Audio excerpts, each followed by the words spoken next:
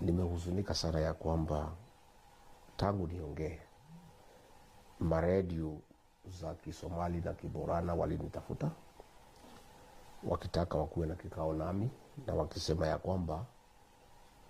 wamesukumwa sana na watu ya Garissa na watu ya Mandera na watu ya Wajir na watu ya Marsabit na watu ya Isiolo,